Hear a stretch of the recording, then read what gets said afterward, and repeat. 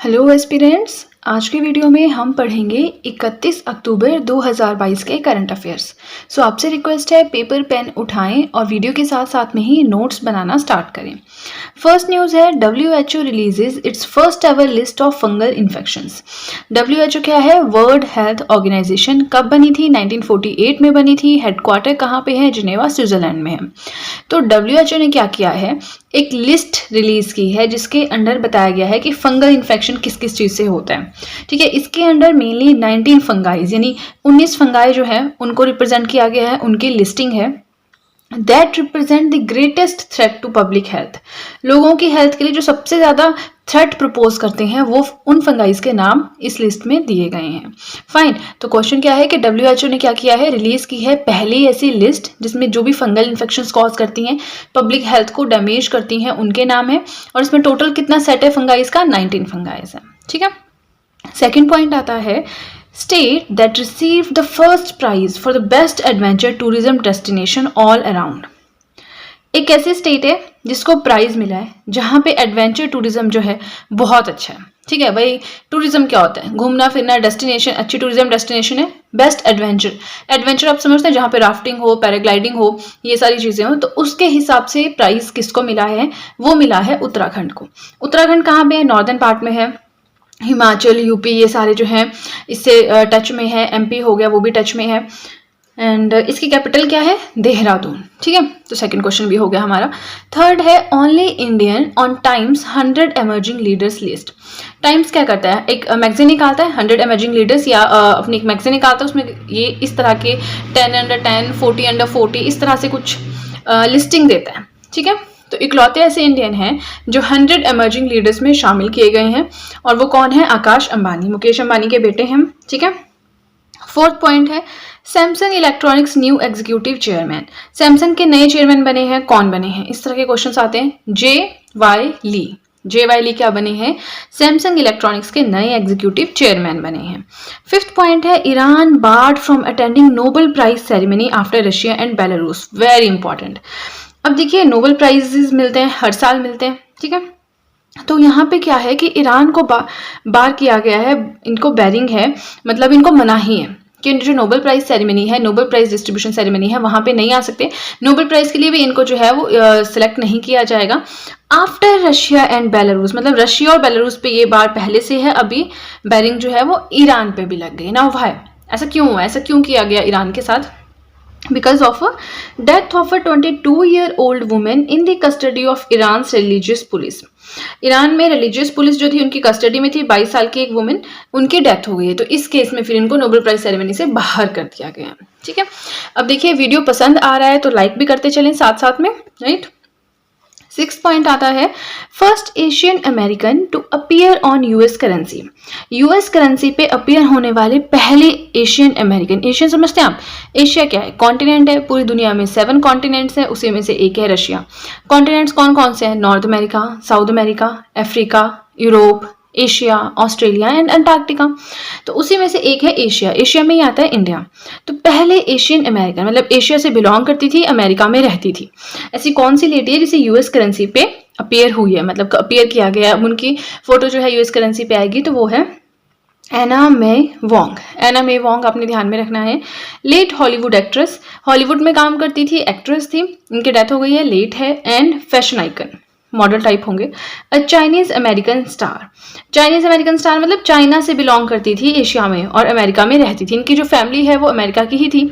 ठीक है, 7th point है Nipon Goswami, passed away recently. PR मैंने शॉर्ट में लिखा है, passed away recently Nipon Goswami.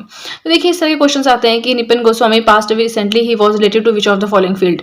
Bollywood, acting, ये वो। ऑप्शंस आएंगे आपके पास 4, तो आपको उसमें से सेलेक्ट करना है। तो इसका आंसर है veteran SMEs actor. Actor Assam के थे। ठीक है, 8th पॉइंट आता है Chenab white water rafting festival started at. एक राफ्टिंग फेस्टिवल है। ठीक है, क्या नाम है? Chenab white water rafting festival. कहाँ पे स्टार्ट हुआ है? शिवनोट, जम्मू एंड कश्मीर। अब देखिए यहाँ पे अगर आपकी ज्योग्राफी अच्छी है तो आप बिना पढ़े भी इस क्वेश्चन को कर सकते थे। ऑप्शंस देखिए, चेनाब नदी सिर्फ आपको कहाँ मिलेगी? हिमाचल में बहती है, उसके बाद ऊपर वाली साइड चली जाती है जम्मू कश्मीर में, है ना। तो हल्का सा अगर आपको आइडिया कि नदियां कौन कौन सी स्टेट्स में बहती हैं, ऑप्शंस देके आप टिक कर सकते हैं। 9th पॉइंट है आपका आयुष उत्सव स्टार्टेड इन। आयुष उत्सव कहाँ पे स्टार्ट हुआ है? रिसेंटली कश्मीर में स्टार्ट हुआ है, ठीक है। नाउ 10th पॉइंट, वीडियो पसंद आ रही है तो लाइक जरूर कीजिएगा, लाइक करने में कंजूसी तो बिल्कुल ही मत कीजिएगा, राइट। 10th पॉइंट है 6th edition of national formulary of India. 6th edition है नेशनल फॉर्मुलेरी ऑफ इंडिया का, NFI 2021। It was launch by whom? तो ये लॉन्च किया गया है ministry of health and family welfare के द्वारा। It will promote rational use of medicine in the country. Medicine जो है अच्छे से यूज करना, उनको रैशनल लेवल पे यूज करना, ठीक है, ये सब जो है इसके अंडर आता है। सो फ्रेंड्स, फर्स्ट पेज हो गया हमारा कंप्लीट। चलते हैं नेक्स्ट पेज की तरफ। सो 11th पॉइंट आता है city that will host the engineers conclave 2022। Engineers conclave 2022 कौन सी सिटी में होगी? इसे EC 2022 भी कहते हैं शॉर्ट में। तो ये होगी थिरुवनंतपुरम, केरला में। किसकी कॉन्क्लेव है ये? नेशनल एकेडमी ऑफ इंजीनियरिंग की है। It was organised by ISRO, sorry it will be organised by ISRO. ISRO क्या है? हम इसके बारे में बहुत ज़्यादा डिटेल में पढ़ चुके हैं, आज नहीं पढ़ेंगे। एट LPSC इसरो ऑर्गेनाइज करवाएगा। LPSC थिरुवनंतपुरम केरला में ऑर्गेनाइज करवाएगा। LPSC क्या है? Liquid propulsion system centre. LPSC याद रखना है, इसरो याद रखना है, नेशनल एकेडमी ऑफ इंजीनियरिंग याद रखना है, थिरुवनंतपुरम याद रखना है, ठीक है। वीडियो पसंद आए तो लाइक जरूर कीजिएगा, ठीक है। नाउ 12th पॉइंट हमारा आता है proposals to eliminate harmful pollutants by 2050 has been released by। ये प्रपोजल रखा गया है कि जो भी हार्मफुल पॉल्यूटेंट्स हैं उनको 2050 तक बिल्कुल एलिमिनेट कर देना है। ये प्रपोजल किसने रखा है? कौन सी ऑर्गेनाइजेशन ने रखा है? तो इसका आंसर है यूरोपियन यूनियन, राइट। अब थोड़ा सा यूरोपियन यूनियन के बारे में जान लेते हैं कि क्या चीज़ है। देखिए, यूनियन से लग रहा है कोई ऑर्गेनाइजेशन है इंटरनेशनल लेवल की, तो उसी के बारे में बस हम पढ़ेंगे। Political and economic union of 27 member states located primarily in Europe. Europe क्या है? एक कॉन्टिनेंट है। तो यूरोप में पॉलिटिकल एंड इकोनॉमिक यूनियन है 27 मेंबर स्टेट्स का, और इसमें वही मेंबर्स हैं जो यूरोप के अंडर कंट्रीज हैं, ठीक है। जैसे एशिया में है इंडिया है, म्यांमार है, बांग्लादेश है, Pakistan, Afghanistan, Tajikistan, Russia, China, ये सारी कंट्रीज एशिया कॉन्टिनेंट में है। वैसे ही यूरोप में भी बहुत सारी हैं, है ना, जैसे फ्रांस है, जर्मनी है, और भी बहुत कुछ है।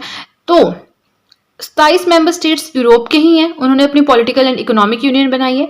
मोटो की बात करें कि इसका मोटो क्या है? यूनाइटेड इन डाइवर्सिटी इसका मोटो है। एंथम की बात करें तो वो है anthem of Europe. It was founded in 1993 1 नवंबर। इसके हेडक्वार्टर्स, इसके ऐसे कोई हेडक्वार्टर्स नहीं है, बट जो भी मेन इसके हेडक्वार्टर्स हैं, मतलब मेन ऑफिसेज हैं, वो है ब्रुसेल्स एंड लग्जमबर्ग में। ब्रुसेल्स क्या है? Capital of Belgium. And Luxembourg क्या है? It is a country situated in Europe, right. तो ये हो गया हमारा यूरोपियन यूनियन भी। देखिए, जो भी जैसे इसरो हो गया आपका, DRDO हो गया आपका, वर्ल्ड ट्रेड ऑर्गेनाइजेशन हो गया, IMF हो गया, तो जो भी ऑर्गेनाइजेशन बीच में आती है मैं आपको इस तरह से करवाती रहती हूँ। तो एक मैं बॉक्स में बनाती हूँ, इसका मतलब ये है कि आप इसको अलग से कहीं पे लिख लें। नोट्स आप करंट अफेयर्स के बनाते रहें, बट लास्ट होता है ना कि अलग से 4-5 पेज या 10 पेज का आप एक हल्का सा फोल्डर बनाइए और वहाँ पे इनको लिखते रहिए, क्योंकि यूरोपियन यूनियन है, इसमें कुछ चेंज नहीं होने वाला। मोटो, एंथम, फाउंडेड, हेडक्वार्टर, कुछ चेंज नहीं होता। बस ये होता है कि हाँ 23वीं मीटिंग है, 24वीं मीटिंग है, कब हुई, कहाँ हुई, थोड़ा बहुत आता है। कोई मेंबर ऐड हो गया, कोई किसी मेंबर को बाहर निकाल दिया, तो आप जब करंट अफेयर्स पढ़ते ही हैं तो आपको वहाँ पे वो पता चल जाएगा। ये जो है बहुत इंपॉर्टेंट है। कई बार एग्जाम में क्वेश्चन सीधे आता है कि WTO का हेडक्वार्टर कहाँ है, IMF के हेड कौन है, न्यू अपॉइंटमेंट कौन है, तो इस तरह से आपको पता होना चाहिए, ठीक है। सो 13 पॉइंट हम पढ़ेंगे, बट आगे चलने से पहले आपको एक चीज़ बताना चाहूँगी। अगर अब आप चाहें तो मुझे इंस्टाग्राम पे फॉलो भी कर सकते हैं। अपने इंस्टाग्राम अकाउंट का लिंक मैंने डिस्क्रिप्शन बॉक्स में दिया है, तो आप अभी वहाँ पे जाएं और मुझे अभी के अभी फॉलो कर सकते हैं। फाइन, आज की है last news. Herbicide that has been restricted by the Indian government fearing risk to human and animal health. एक ऐसी हर्बिसाइड, ये हर्ब्स क्या होती हैं? जड़ी बूटियाँ होती हैं। तो वैसे ये हमेशा अच्छी नहीं होती, कुछ बुरा भी इम्पैक्ट करती हैं हमारी हेल्थ पे। तो एक ऐसी हर्ब है जिसे रिस्ट्रिक्ट किया है इंडियन गवर्नमेंट ने, भारत सरकार ने जिस पे बैन लगाया है, क्योंकि चांसेस हैं कि वो ह्यूमन और एनिमल हेल्थ दोनों पे इफेक्ट करेगी, दोनों के लिए रिस्की है। क्या नाम है उस हर्बिसाइड का? वो है ग्लाइफोसेट। अब ग्लाइफोसेट क्या चीज़ है, थोड़ा सा इसके बारे में जानते हैं। Now it is applied to the leaves of plants to kill weeds. Plants के जो पत्ते होते हैं उन पे लगाए जाते हैं ताकि उनको कोई चीज़ खाए नहीं, पत्ते खराब नहीं हो, ठीक है। तो चलिए, हमारे आज के करंट अफेयर्स हो गए कंप्लीट। आज के वीडियो में हम पढ़ेंगे 1 नवंबर 2022 के करंट अफेयर्स। सो आपसे रिक्वेस्ट है पेपर पेन उठाएं और वीडियो के साथ साथ में ही नोट्स बनाना स्टार्ट कर दें। फर्स्ट न्यूज़ है recently oral covid vaccine launched by. अब कोविड-19 क्या है ये तो मुझे आपको नहीं लगता बताने की ज़रूरत है। कोरोना हुआ था, ठीक है? तो उसी को कोविड-19 का नाम दिया है। 2019 में आया था, कहाँ से ओरिजिनेट हुआ था? चाइना वुहान से ओरिजिनेट हुआ था, सारी स्टोरी आप जानते हैं। तो इसी के लिए एक ओरल वैक्सीन बनाई गई है, तो वो सबसे पहले किसने लॉन्च की है? तो वो है चाइना, ठीक है? सेकंड पॉइंट आपका आता है 7th annual meeting of board of governors of AIIB। देखिए हम WHO पढ़ते हैं, WTO पढ़ते हैं, IMF पढ़ते हैं, वर्ल्ड बैंक पढ़ते हैं। जिस तरह से ये सारी इंटरनेशनल लेवल की ऑर्गेनाइजेशंस हैं, AIIB एक इंटरनेशनल लेवल की ऑर्गेनाइजेशन है। क्या है वो हम यहाँ पे पढ़ेंगे। फिलहाल आप समझ लीजिए कोई ऑर्गेनाइजेशन है, एक एसोसिएशन टाइप है। तो इसके 7th एनुअल मीटिंग, एनुअल समझते हैं ना आप, हर साल एक मीटिंग होती है, तो उस हिसाब से 7वीं मीटिंग हुई है बोर्ड ऑफ गवर्नर्स की। तो वो ऑनलाइन हुई है, ऑनलाइन मतलब वर्चुअल मोड पे हुआ है। जो जहाँ पे था उन्होंने वीडियो कॉन्फ्रेंस के थ्रू मीटिंग की है।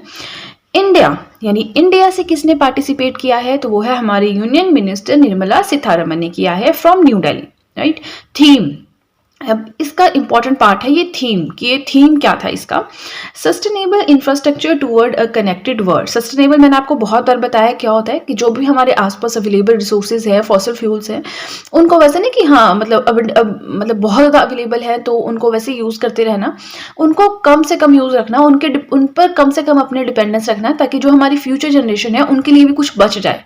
अपनी फ्यूचर जनरेशन के लिए चीज़ें बचा के रखना, और जितना हो सके जो सोलर पैनल्स है, सोलर लाइट है, उस पर थोड़ा सा अपना डिपेंडेंसी बढ़ाना है ना।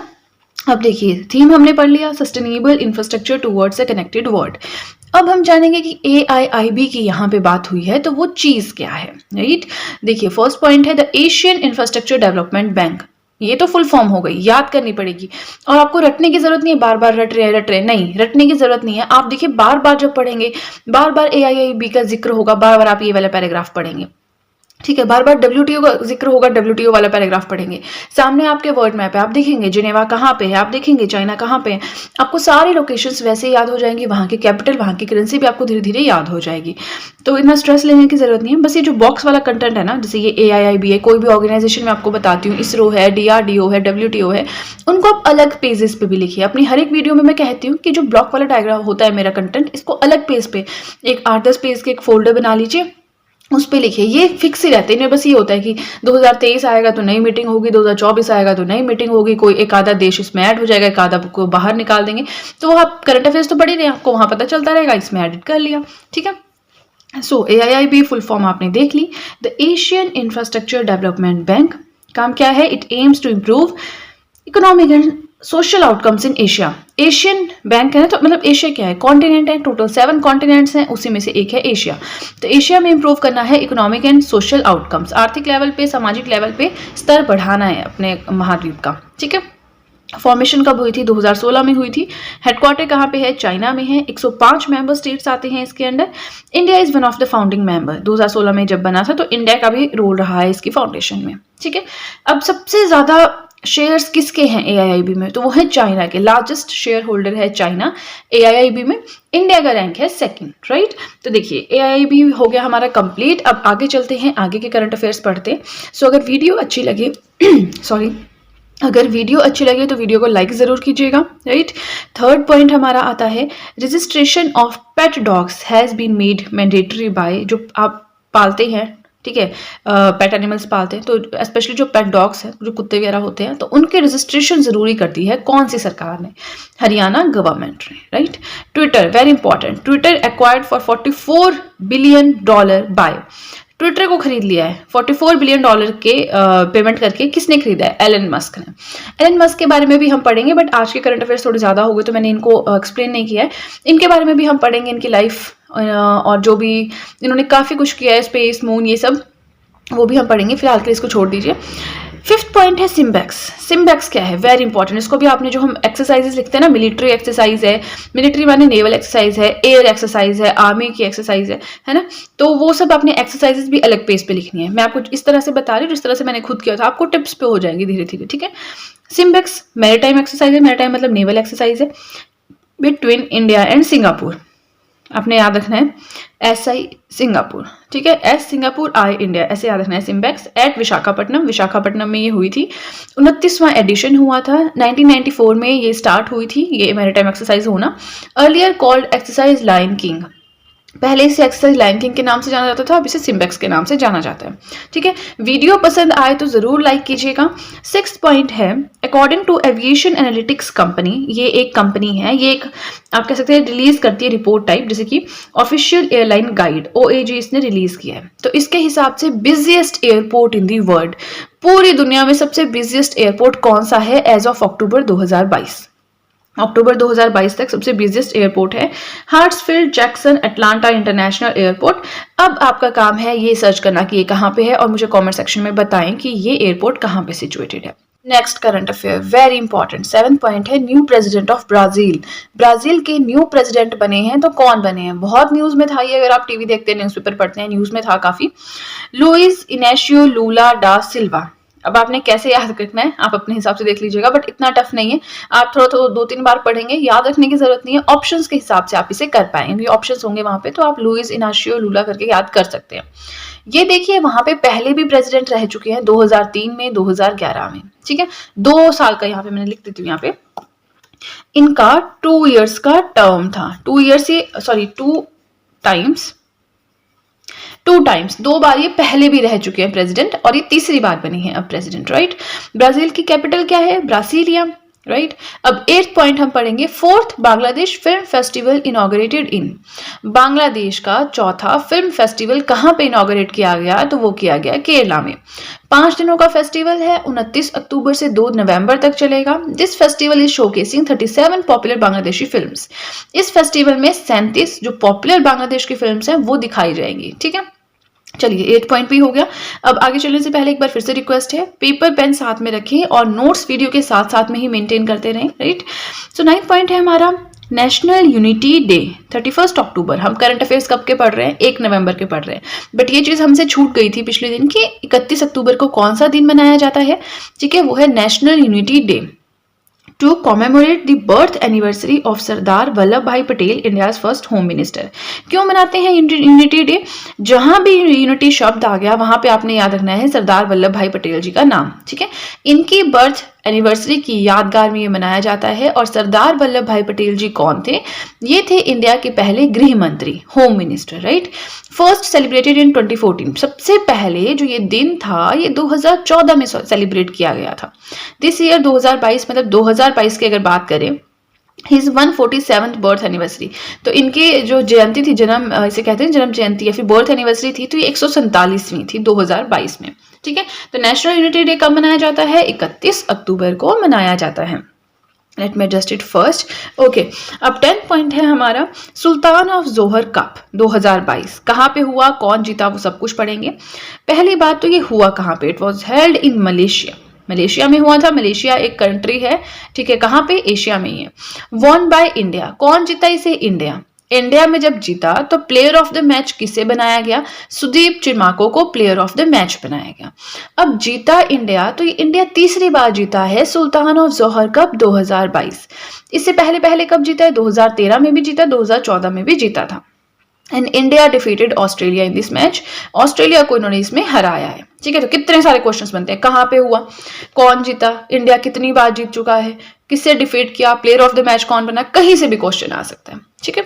अब 11th पॉइंट है, India's first trilateral navy exercise. Navy exercise है, ट्राइलेटरल मतलब 3 कंट्रीज ने इसमें पार्टिसिपेट किया है। तो किस किस के बीच में हुई है? ये हुई है इंडिया एंड अफ्रीका के बीच में। अब आप सोच रहे होंगे यहाँ मैंने बोला कि 3 कंट्रीज ने पार्टिसिपेट किया, यहाँ सिर्फ इंडिया एंड अफ्रीका लिखा है। देखिए इंडिया एक कंट्री है बट अफ्रीका एक कॉन्टिनेंट है। कॉन्टिनेंट समझते हैं ना आप, जैसे एशिया है हमारा, ऑस्ट्रेलिया है, नॉर्थ अमेरिका, यूरोप है, तो वैसे ही अफ्रीका भी एक कॉन्टिनेंट है। इसका मतलब है कि इंडिया एक कंट्री थी प्लस अफ्रीका की 2 कंट्रीज थी। कौन कौन सी? पहला हो गया इंडिया, दूसरा हो गया तंजानिया और तीसरा हो गया मोजाम्बिक। तो इन 3 कंट्रीज के बीच में हुई है पहली, मतलब इंडिया की पहली trilateral navy exercise and it was held at, अभी इन 3 कंट्रीज के बीच में हुई है, लेकिन हुई कहाँ पे? दार इस सलाम तंजानिया में हुई थी। इस तरह के क्वेश्चंस भी आते हैं, ठीक है। अब आगे चलने से पहले एक बार आपसे फिर से रिक्वेस्ट है, वीडियो पसंद आ रही हो, जो मैं समझा रही हूँ समझ आ रहा है, तो वीडियो को लाइक जरूर कीजिएगा। 12th पॉइंट आता है जो कि हमारा लास्ट पॉइंट भी है, आज का लास्ट करंट अफेयर भी है। cricket board that has currently announced equal pay to both men and women cricket players. Cricket में चाहे मैन है चाहे वुमेन है उनको इक्वल पे दी जाएगी, ऐसा कौन से क्रिकेट बोर्ड ने घोषित किया है? तो ये इंडिया का क्रिकेट बोर्ड। और इंडिया का जो क्रिकेट बोर्ड है उसका नाम क्या है? BCCI, board of control for cricket in India. अब देखिए बीसीसीआई यहाँ पे थोड़ा सा टाइम नहीं है, बट मैं आपको जब नेक्स्ट वीडियो आएगी तो या जब भी नेक्स्ट टाइम बीसीसीआई का जिक्र होगा हम बीसीसीआई के बारे में पढ़ेंगे, राइट। सो आज का कंटेंट हो गया हमारा कंप्लीट, 12 हमने पॉइंट्स पढ़े। आज के वीडियो में हम पढ़ेंगे 2 नवंबर 2022 के करंट अफेयर्स। सो आपसे रिक्वेस्ट है पेपर पेन उठाएं और वीडियो के साथ साथ में ही नोट्स बनाना स्टार्ट करें। सो फर्स्ट पॉइंट है जमशेद जी ईरानी, ही पास्ड अवे रिसेंटली। इन्हें स्टील मैन ऑफ इंडिया के नाम से भी जाना जाता था, right. Died in Jamshedpur. Jamshedpur कहाँ है? झारखंड में। गवर्नमेंट के द्वारा इन्हें लाइफ टाइम अचीवमेंट अवार्ड 2008 भी दिया गया था। समझ रहे हैं? 2008 में life time achievement award Bharat सरकार के द्वारा दिया गया था जमशेद जे ईरानी को। To acknowledge his services in the area of metallurgy. Metallurgy के जो सेक्टर है उसमें काफ़ी एडवांसमेंट थी, काफ़ी एक्सलेंट सर्विसेज इन्होंने देश के लिए दी हैं, तो उसी लिए फिर इन्हें लाइफ टाइम अचीवमेंट अवार्ड दिया गया था। ही रिसीव्ड पद्म भूषण 2007, मतलब पद्म भूषण मिला इन्हें 2007 में, ठीक है। तो क्वेश्चन आ सकता है Jamshed ji Irani passed away recently, he was related to which of the following fields. वहाँ पे हो सकता है पॉलिटिशियन थे, एक्टर थे, मेटलर्जिस्ट थे, क्या थे, तो आपको पता होना चाहिए उनके बारे में सारी चीज़ें, ठीक है। अब सेकंड पॉइंट आता है world vegan day. World vegan day कब सेलिब्रेट किया जाता है? 1 नवंबर को सेलिब्रेट किया जाता है। क्यों सेलिब्रेट किया जाता है? To abstain from use of animal products and exploitation of animals. जो एनिमल्स हैं उनका शोषण बंद किया जाए, जो भी एनिमल प्रोडक्ट्स हैं वो हमने यूज़ नहीं करने हैं। अब देखिए हम दूध पीते हैं, गाय दूध देती है तो वो भी एनिमल प्रोडक्ट हुआ, उसके बावजूद घी है, दही है, जो भी गाय के दूध से बनता है, मिठाइयाँ हैं, तो वो सारी चीज़ें जो हैं जो वेगन लोग होते हैं वो नहीं खाते हैं। देखिए वेजिटेरियन क्या होता है, नॉन वेजिटेरियन क्या होता है, वो तो आपको पता ही है। वेजिटेरियन जो है वो बिल्कुल सब्जी वगैरह दूध पीते हैं, सब्जियाँ खाते हैं, है ना। नॉन वेजिटेरियन है वो मांस, मछली, मीट ये सब कुछ खाते हैं। लेकिन जो वेगन होते हैं वो एनिमल्स के प्रोडक्ट से बनी हुई कोई भी चीज़ नहीं खाते हैं, वो नहीं चाहते कि शोषण हो एनिमल्स का, ठीक है। तो हमारा पॉइंट क्या था कि वर्ल्ड वेगन डे कब मनाया जाता है? 1 नवंबर को मनाया जाता है। वीडियो पसंद आए तो लाइक ज़रूर कीजिएगा, राइट। अब थर्ड पॉइंट आता है India water week. India water week कब मनाया गया? तो 1 से 5 नवंबर 2022 तक मनाया गया। इस साल 7th एडिशन था इसका। Let me adjust the page first. Okay तो इस साल 7th एडिशन था। Shrimati Droupadi Murmu inaugurated it, the president of India. Now Indian president कौन है? द्रौपदी मुर्मू। तो इन्होंने इनॉग्रेट किया था इंडिया वाटर वीक को। And said it is impossible to imagine life without water. ये तो है ही, देखिए पानी के बिना क्या ज़िंदगी है। खाने में, कपड़े धोने में, अपनी प्यास बुझाने में, हर एक चीज़ में पानी ज़रूरी है, वो भी साफ़ पानी हो तभी, अदरवाइज़ आपकी हेल्थ पे इम्पैक्ट करेगा, है ना। तो चलिए इंडिया वाटर वीक हो गया 1 से 5 नवंबर 2022, 7th एडिशन था, द्रौपदी मुर्मू ने इनॉग्रेट किया। नाउ फोर्थ पॉइंट आता है north India's first data centre inaugurated at. North India आप समझते हैं, इंडिया में हो गया eastern part, western part, southern part, northern part, north western part, है ना, इस तरह से। तो नॉर्थ इंडिया का पहला डेटा सेंटर कहाँ पे इनॉग्रेट किया गया? ग्रेटर नोएडा में इनॉग्रेट किया गया। किसके द्वारा? Bye UP CM, Uttar Pradesh के जो चीफ मिनिस्टर हैं उनके द्वारा। कौन है? योगी आदित्यनाथ। जो ये फर्स्ट डेटा सेंटर है इसका नाम क्या है? ये भी क्वेश्चन बनता है। तो योटा D1 ये इसका नाम है। It has been built by Hiranandani group, right. अब देखिए वीडियो पसंद आए तो साथ साथ में ही लाइक ज़रूर करते रहिएगा। 5th पॉइंट आता है highest contributor of per capita green house emissions 2022। 2022 में अब जो ग्रीन हाउस एमिशंस हो रही हैं हर एक साल में, मतलब पर कैपिटा होता है पर पर्सन, पर हेड, तो उसके लिए हाईएस्ट कंट्रीब्यूटर सबसे ज़्यादा कौन कंट्रीब्यूट कर रहा है पूरे वर्ल्ड में? तो वो है यूएसए। मतलब यूएसए जो है ऐसे गैसेस छोड़ रहा है जिसकी वजह से ग्रीन हाउस एमिशंस हो रहे हैं सबसे ज़्यादा, राइट। यूएनईपी है यूनाइटेड नेशंस एनवायरनमेंट प्रोग्राम। इन्होंने रिलीज़ की है एक रिपोर्ट, उस हिसाब से ये डेटा सामने आया है। तो रिपोर्ट का नाम क्या है? Emissions gap report 2022 the closing window, ठीक है, तो ये भी आपको पता होना चाहिए। इस रिपोर्ट का 13th एडिशन जो है वो इस साल आया है। ठीक है, अब 6th पॉइंट है गरुड़ा 7। गरुड़ा 7 आई थिंक हमने पहले भी डिस्कस किया है, बट मैंने फिर से करंट अफेयर यहाँ पे लिख दिया। गरुड़ा 7 ये बाइलेटरल एयर एक्सरसाइज है। एक्सरसाइजेस कैसी होती है, नेवल एक्सरसाइज हो गई है ना, एयर एक्सरसाइज हो गई, तो ये एयर एक्सरसाइज है बिटवीन विच टू कंट्रीज, ये भी क्वेश्चन आता है, वेरी इंपॉर्टेंट, इंडिया और फ्रांस के बीच में। देखिए जितने भी मिलिट्री एक्सरसाइज है, ये नेवल एक्सरसाइजेज है ना, एयर फोर्स एक्सरसाइज जो भी हैं, इनको आपने एक अलग पेज पे लिखना है। यहाँ पे तो लिखना ही है एक अलग पेज पे, से टेबल सा बनाना है, ऐसे एक साइड पे लिखना है क्या है इस एक्सरसाइज का नाम, दूसरे साइड पे नेवल है या एयर एक्सरसाइज है किस तरह की है, तीसरी किस किस के बीच में होती है और चौथी कहाँ पे, इस तरह से टेबल बनाना है। ठीक है, प्लस रिमार्क्स कुछ अलग बात है तो वो भी लिखनी है। जैसे गरुड़ा 7 जो है बाइलेटरल एयर एक्सरसाइज है, इंडिया और फ्रांस के बीच में हुई थी, और ये to be held at air force station Jodhpur. Jodhpur यानी राजस्थान में जो एयरफोर्स स्टेशन है वहाँ पे होगी। इंडिया जो है चौथी बार ऐसा हो रहा है कि गरुड़ा जो ये एक्सरसाइज है इसको इंडिया में करवा रहा, इंडिया को मतलब मौका मिला, इंडिया होस्ट कर रहा है इसको, है ना। तो चलिए हमारा फर्स्ट पेज हो गया कंप्लीट। ज़्यादा टाइम ना वेस्ट करते हुए अब चलते हैं नेक्स्ट पेज की तरफ। सो 7th पॉइंट आता है declaration on countering the use of new and emerging technologies for terrorist purposes was adopted by.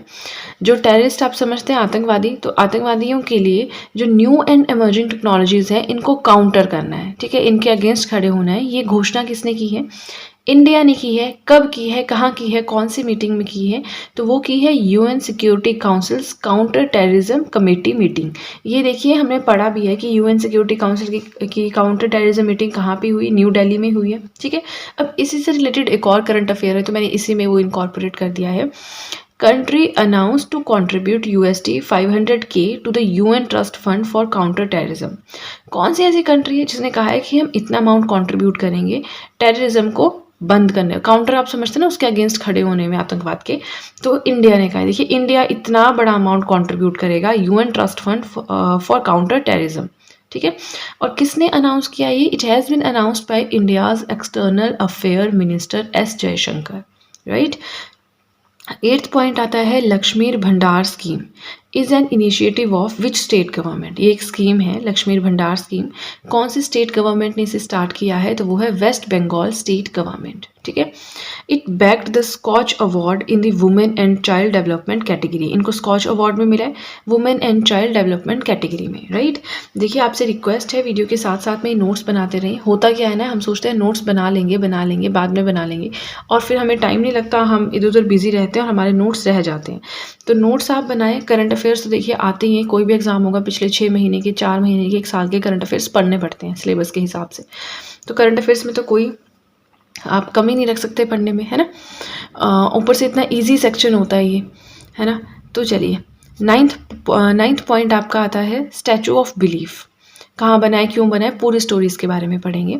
So statue of belief the world's tallest Shiva statue, पूरी दुनिया का सबसे लंबा शिवा का स्टैचू बना है, शिव की मूर्ति बनी है। कहाँ पे, टू बी अनवेल्ड इन नथद्वारा राजस्थान। अब टू बी मतलब ये नथद्वारा राजस्थान राजसमंद डिस्ट्रिक्ट में ओपन की जाएगी, बट क्योंकि ये पुरानी न्यूज़ है 29 अक्टूबर मैंने नहीं कवर की थी, मुझे नहीं मिला था ये वाला पॉइंट, तो ये मैंने आज इनकॉर्पोरेट किया है। तो 29 अक्टूबर 2022 को ये अनवील की जानी थी नथद्वारा में राजस्थान में, जो कि राजसमंद डिस्ट्रिक्ट के अंडर आता है। हाइट कितनी है इसकी, 369 फीट टॉल ग्रैंड फिगर, बहुत बड़ी फिगर है, बहुत बड़ी मूर्ति है जिसकी हाइट है 369 फीट। ठीक है, विल बी इनॉग्रेटेड बाय, कौन इनॉग्रेट करेगा इसको, तो वो है Morari Bapu, a religious teacher from Gujarat. Gujarat से ही एक धार्मिक जो धार्मिक टीचर हैं, ठीक है, वो करेंगे इसे इनॉग्रेट। जो ये फेस्टिवल होना था ना, जहाँ पे इसका इनॉग्रेशन होना था, उसे क्या नाम दिया गया है, वेरी इंपॉर्टेंट, यहाँ से क्वेश्चन आ सकता है, Vishwas Swaroopam inauguration festival. Right, took 10 years to build this statue. इस स्टैचू को बनाने में लगे 10 साल। तो देखिए स्टैचू ऑफ बिलीफ के बारे में हमने सब कुछ पढ़ लिया, स्टैचू ऑफ यूनिटी भी है हमारे पास, उसके बारे में भी कभी पढ़ेंगे जब जिक्र होगा। राइट, इसी के साथ आपको एक चीज़ बताना चाहूँगी, अगर अब आप चाहें तो मुझे इंस्टाग्राम पे फॉलो भी कर सकते हैं। अपने इंस्टाग्राम अकाउंट का लिंक मैंने डिस्क्रिप्शन बॉक्स में दिया है, तो अभी डिस्क्रिप्शन बॉक्स में जाएं और मुझे इंस्टाग्राम पे अभी के अभी फॉलो करें। राइट, वीडियो पसंद आए तो साथ साथ में लाइक भी ज़रूर करते रहें। सो हमारा आज का लास्ट पॉइंट आता है, रिसेंटली उद्भव उत्सव 2022 हैज़ बिन सेलिब्रेटेड एट, कहाँ पे सेलिब्रेट किया गया रिसेंटली उद्भव उत्सव 2022? ग्वालियर एमपी में, राइट। तो इसी के साथ हमारे आज के करंट अफेयर्स हो गए कंप्लीट। आज के वीडियो में हम पढ़ेंगे 3 नवंबर 2022 के करंट अफेयर्स। सो आपसे रिक्वेस्ट है पेपर पेन उठाएं और वीडियो के साथ साथ में ही नोट्स बनाना स्टार्ट करें। फर्स्ट न्यूज़ है ट्रैक एशिया कप 2022। तो ये जो टूर्नामेंट है किससे रिलेटेड है? फुटबॉल से है, बेसबॉल से है, क्रिकेट है, हॉकी है, किससे है? तो this tournament is related to cycling, ठीक है। टू बी होस्टेड बाय, कहाँ पे होस्ट होगा, कहाँ पे एक्चुअल में होगा? तो ये होगा केरला में 25 नवंबर से 28 नवंबर तक, राइट। सेकेंड पॉइंट है global investors meet. Global level की इन्वेस्टर्स की एक मीट हुई है जिसका नाम है इन्वेस्ट कर्नाटका 2022। तो ये हुई कहाँ पे? सबसे पहले तो कर्नाटका है यहाँ पे मेंशन, तो मतलब कर्नाटका के किसी जगह पे हुई होगी, किसी फेमस सिटी पे हुई होगी। तो ये हुई है बेंगलुरु में। बेंगलुरु को सिलिकॉन वैली भी कहा जाता है ना। बेंगलुरु क्या है, आपका जो भी कंपनीज हैं, इंडस्ट्रीज हैं, आईटी इंडस्ट्रीज हैं, वो सारी यहाँ पे सिचुएटेड है मेनली। सो इन्वेस्ट कर्नाटका 2022 ये बेंगलुरु में हुई, ठीक है। एड्रेस्ड और इनॉग्रेटेड बाय पीएम मोदी, जो हमारे प्राइम मिनिस्टर है नरेंद्र मोदी जी, उन्होंने इनॉग्रेट किया इसको। It is a 3 days programme, 3 दिन का ये प्रोग्राम है, राइट। वीडियो पसंद आए तो लाइक ज़रूर कीजिएगा। थर्ड पॉइंट है Rajasthan Mangarh Dham declared a national monument. Rajasthan में मानगढ़ धाम है, ठीक है, इसको नेशनल मॉन्यूमेंट डिक्लेयर किया गया है। क्यों किया गया है वो भी पढ़ेंगे। पहले ये जान लेते हैं किसने डिक्लेयर किया। तो by prime minister Narendra Modi ji, ठीक है। अब मानगढ़ धाम राजस्थान याद रखना है। जो मानगढ़ धाम है it is a memorial for around 1500 tribals massacred by the British army इन 1913। 1913 में ब्रिटिशर्स के द्वारा, ब्रिटिश आर्मी के द्वारा 1500 ट्राइबल्स को यहाँ पे मारा गया था, उनकी हत्या हुई थी, गोलीबारी हुई होगी, है ना। तो ये एक्चुअल में है कहाँ पे? राजस्थान के बंसवाड़ा डिस्ट्रिक्ट में है। गुजरात राजस्थान के बॉर्डर पे पड़ता है। और बंसवाड़ा डिस्ट्रिक्ट क्या है, या फिर आप कह लीजिए मानगढ़ धाम क्या है? A region with a large tribal population. Tribal लोग आपको यहाँ पे बहुत ज़्यादा मिलेंगे, ठीक है। चलिए थर्ड पॉइंट भी हो गया हमारा कंप्लीट। थोड़ा सा आगे चलते हैं, बाकी के करंट अफेयर्स पढ़ते हैं। ओके, सो फोर्थ पॉइंट है 41st शाहजहां international book fair inaugurated by. Book fair आप समझते हैं कि जहाँ पे मतलब काफ़ी बड़ा सा एरिया होगा, वहाँ पे सब अपने बुक स्टॉल्स लगाएंगे, कोई हिंदी का, कोई बंगाली का, मतलब इंडिया में इस तरह से होता है, बट ये फॉरेन की बात हो रही है। तो वहाँ पे जो भी जॉनर रहता है वहाँ पे इंडियन बुक स्टॉल्स भी लगेंगे, है ना। हर जगह हर एक कंट्री अपनी अपनी बुक्स, अपनी अपनी नॉवेल्स को रिप्रेजेंट करेगा। तो बस वही बात कर रहे हैं कि 41st शाहजहां international book fair inaugurated by, किसने इसका इनॉग्रेशन किया था, ठीक है। तो वो क्या था? Sheikh Sultan Al Qasimi, ruler of शाहजहां सिटी ऑफ यूएई। मतलब यूएई में शाहजहां सिटी है, वहाँ पे ये बुक फेयर लगा। और जो शाहजहां सिटी के रूलर हैं, मतलब शासक हैं, शेख सुल्तान अल कासिमी, उन्होंने इसका इनॉग्रेशन किया था, ठीक है। अब थीम क्या था एंड गेस्ट ऑफ ऑनर कौन था ये भी पता होना चाहिए। तो थीम था स्प्रेड द वर्ड। समझ लीजिए शब्दों का थोड़ा प्रचलन हो, है ना, फैलाव हो। गेस्ट ऑफ ऑनर कौन था? Italy, right. वीडियो पसंद आए तो वीडियो को लाइक जरूर करते रहिएगा। फिफ्थ पॉइंट है friends of liberation war honour. एक तरह से मेडल है ये, ऑनर समझते हैं ना। तो friends of liberation war honour किससे दिया गया है? एडवर्ड एम कैनेडी को दिया गया है पोस्टह्यूमसली। पोस्टह्यूमसली का मतलब होता है कि उनकी डेथ हो गई है, डेथ के बाद उनको ये ऑनर दिया गया है, right. For his contribution to the liberation of Bangladesh. Bangladesh को फ्रीडम प्रोवाइड करवाने में जो उन्होंने कॉन्ट्रीब्यूशन दिया था उसके लिए उनको ये ऑनर दिया गया है। पोस्टह्यूमसली किसको दिया गया है? एडवर्ड एम कैनेडी को दिया गया है। अब किसने दिया है? Bye Bangladesh PM. बांग्लादेश के जो प्राइम मिनिस्टर है शेख हसीना, सबको ही पता होगा, उन्होंने दिया है in, let me correct it first, in Dhaka. Dhaka क्या है? Dhaka is the capital of Bangladesh. और बांग्लादेश पहले क्या था? ईस्टर्न पाकिस्तान था, और जो अभी पाकिस्तान है वो वेस्टर्न पाकिस्तान था। बट फिर बहुत सारे इश्यूज हुए, जो भी हुआ वहाँ हम नहीं जाएंगे। फिर जो ईस्टर्न पाकिस्तान यानी जो बांग्लादेश था वो अलग होना चाहता था वेस्टर्न पाकिस्तान से, अपनी अलग कंट्री बनाना चाहता था। 1971 में वॉर हुई है, इंडो पाक वॉर। तो उसमें एक्चुअल में इंडिया ने क्या किया था, जो बांग्लादेश है जो कि पहले ईस्टर्न पाकिस्तान था उसका साथ दिया था, ठीक है। तभी से रिलेशंस काफ़ी अच्छे हैं बांग्लादेश और इंडिया के बीच में। फाइन, फिफ्थ पॉइंट हो गया हमारा कंप्लीट। आपसे रिक्वेस्ट है कि वीडियो के साथ साथ में नोट्स बनाते रहे। होता क्या है, एग्जाम आया फटाफट वीडियोस देख ली, क्वेश्चन आंसर देख लिए, हो गया। बट बाद में फिर हम क्या करते हैं, कोई और एग्जाम आता है, फिर से हम अलग अलग वेबसाइट्स पे ढूंढने लगते हैं कि अरे अब कैसे पढ़े। तो एक बार आपने नोट्स बना लिए हल्के जैसे, तो एक आपको गाइडलाइन मिल जाती है कि हाँ करंट अफेयर्स की बात है तो हमें पुराने नोट्स रिवाइज कर रहे हैं, कोई मैगजीन पढ़ते हैं आप, वो पढ़नी है ना, एक आइडियाज होता है कि करना क्या है। नोट्स ही नहीं है आपके पास, बुक से बुक्स पढ़ी हैं तो कैसे होगा काम, है ना। लास्ट मिनट में आप रिवीजन बुक्स तो नहीं कर सकते, राइट। तो चलिए 6 पॉइंट पढ़ते हैं। Nuclearisation of Asia. एशिया की न्यूक्लियराइजेशन क्या लगता है आपको, क्या चीज़ होगी ये? It is a book, right, written by whom? Written by Rene Naba, जो कि फ्रेंच ऑथर है। क्या बात कर रहे हैं हम?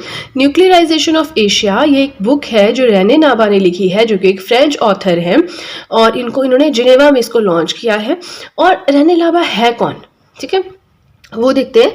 सो he is the vice president of the international centre for the fight against terrorism. Terrorism counting का काफ़ी कुछ हम 2-3 दिनों से पढ़ रहे हैं, है ना, बट उससे अलग है ये। इंटरनेशनल सेंटर है for the fight against terrorism, उसके वाइस प्रेसिडेंट है रेने नाबा। उन्होंने बुक लिखी है न्यूक्लियराइजेशन ऑफ एशिया, राइट। तो फर्स्ट पेज हो गया हमारा कंप्लीट। ज़्यादा टाइम ना वेस्ट करते हुए अब चलते हैं नेक्स्ट पेज की तरफ। एक बार फिर से आपसे रिक्वेस्ट करूंगी, वीडियो के साथ साथ में नोट्स बनाते रहें, राइट। 7th पॉइंट है new defence secretary. Government of India के नए डिफेंस सेक्रेटरी बने हैं। कौन बने हैं? गिरिधर अरामने, ठीक है। तो डिफेंस सेक्रेटरी होता कौन है? Administrative head of the ministry of defence. जो डिफेंस मिनिस्ट्री है उसका प्रशासनीय हेड होता है, ठीक है। 8th पॉइंट है रानीपुर टाइगर रिजर्व। पहली बात तो ये है कहाँ पे, ये पता होना चाहिए, यूपी में है, ठीक है।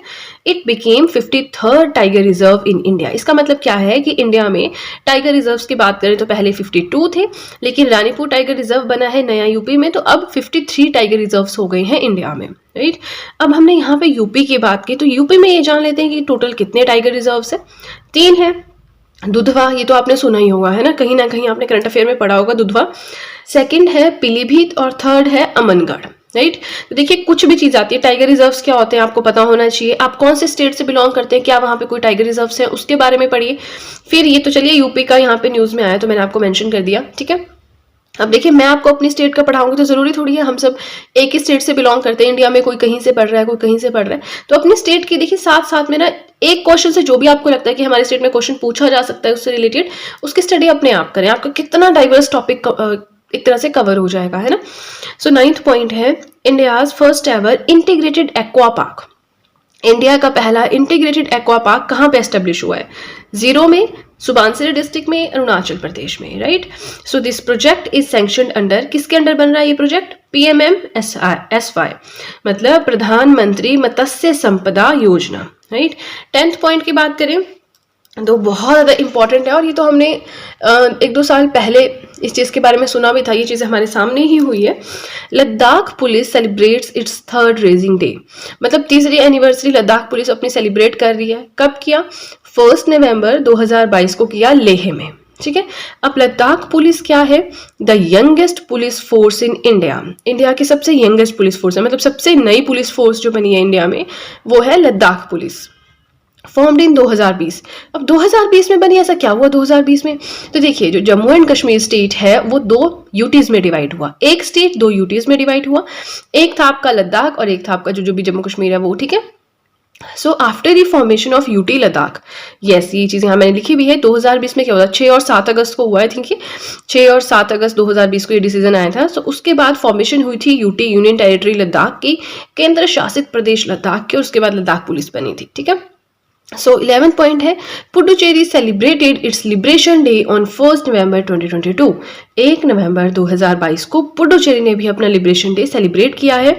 लिबरेट किससे हुई थी, आज़ाद किससे हुई थी? फ्रेंच जो थे, फ्रांसीसी जो थे, उनसे हुई थी इंडिपेंडेंट 1 नवंबर 1954 को, right. 12th point very important, ये तो आप सबने न्यूज़ में देखा होगा, इंस्टाग्राम पे देखा होगा, बड़ा फेमस चल रहा है ना। आपने देखा होगा कि एक ब्रिज था, उसमें बहुत सारे लोग थे और वैसे हिल रहा था और एकदम से टूट गया, ठीक है। तो उसका हिलना अलग बात नहीं थी, क्योंकि सस्पेंशन ब्रिज है तो वो इसी तरह से रहते हैं, बट वो एकदम से टूट गया, वो बहुत बड़ा इशू हो गया। कितने लोग थे उनकी, कहते हैं 134 के अराउंड लोगों की डेथ हो गई ऑन द स्पॉट, है ना। अब ऑब्वियसली सबको तो स्विमिंग नहीं आती, है ना। सो 12th पॉइंट क्या है? मोरबी ब्रिज, उस ब्रिज का नाम था मोरबी ब्रिज। मच्छू रिवर के ऊपर था, कौन से स्टेट में है? गुजरात स्टेट में है। इसको जुलतो पुल भी कहा जाता था, मतलब स्विंगिंग ब्रिज भी कहा जाता था। Build during British rule in 19th century. 19th century में ब्रिटिशर्स के अंडर जब हम थे उस टाइम ये बना था, बट सबसे बड़ी बात ये है कि कुछ टाइम से ये बंद था, रेनोवेशन इसमें हो रही थी और अभी कुछ 2-4 दिन ही हुए थे इसे खुले हुए फिर से आफ्टर रेनोवेशन, और उसके बाद ये टूटा। तो बहुत बड़ा क्वेश्चन है ये मेकर्स पे, है ना, जो भी कॉन्ट्रैक्टर है जिन्होंने भी काम किया। चलिए 13 पॉइंट देखें, मेज गार्डन एंड मियावाकी फॉरेस्ट। मेज गार्डन कहाँ है, मियावाकी फॉरेस्ट कहाँ है, ये किसने इनॉग्रेट किए? प्राइम मिनिस्टर नरेंद्र मोदी जी ने इनॉग्रेट किए। कहाँ किए? गुजरात स्टेट में किए, राइट। 14th एंड आज का last current affair, the Ratle hydro electric project is being constructed at. Hydro electric project क्या होता है? इसमें पानी से बिजली बनती है ना। तो रेटल हाइड्रो इलेक्ट्रिक प्रोजेक्ट कहाँ पे बनाया जा रहा है? जम्मू एंड कश्मीर में बनाया जा रहा है।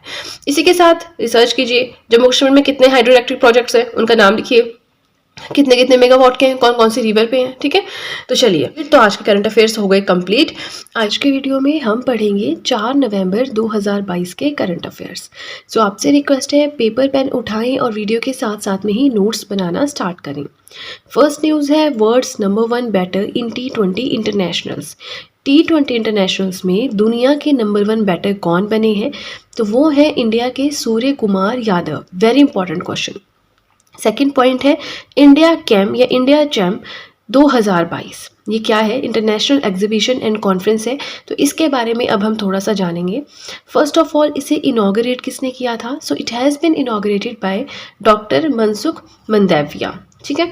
और ये है कौन? Union minister of chemicals and fertilisers. To be held at मतलब कहाँ होनी है?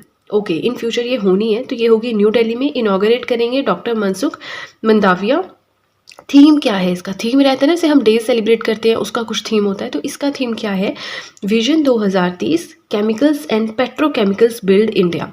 थीम्स आपने याद रखने हैं, डेज के तो याद रखने हैं, कोई कौन सा डे है, कब मनाया जाता है, क्या थीम है, वो तो याद रखने है।